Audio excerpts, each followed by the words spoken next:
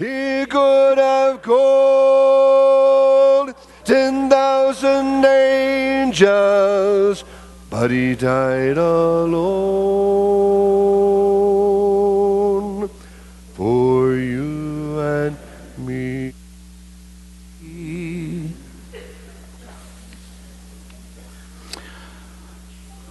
The Lord's Supper in the Corinthian church was eaten during a church fellowship meal.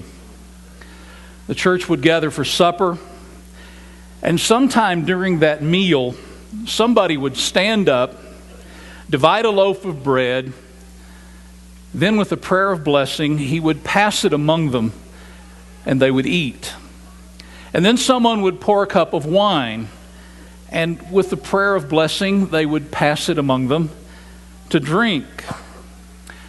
I can imagine what it was like during that larger fellowship meal. It was sort of like when we all get together at the place where I work, the place where I worship, University in Canyon. We get together in the Family Activities Center, and there are round tables just scattered all over this place that will seat about 600 people or so. And at this table, you have somebody telling a story about their vacation. And then at this table over here, you have somebody carrying on a conversation about the Dallas Cowboys or the Texas Rangers or maybe their kids' Little League baseball team or something else. And at another, people are just swapping stories to get to know one another. You hear things like, and where are you from? Where did you grow up? When were you born? That subtle way of asking, how old are you actually? What is it you like to do? What are your hobbies? What is your job? What is it that you enjoy? And I love to circulate among those tables, just to kind of listen to what's going on, to find out where people are from, what they're thinking, what they're doing, just eavesdropping on their stories and making small talk.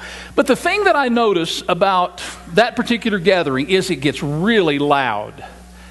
It isn't loud because they have to outshout one another to be heard, but it's loud because of just the general hub and bub of conversation.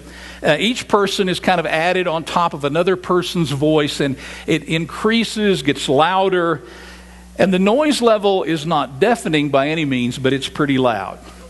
Now, I can imagine that in this gathering of Christians in Corinth as they're eating together, sharing whatever food they've brought, and they're talking to one another, and it's fairly loud in there.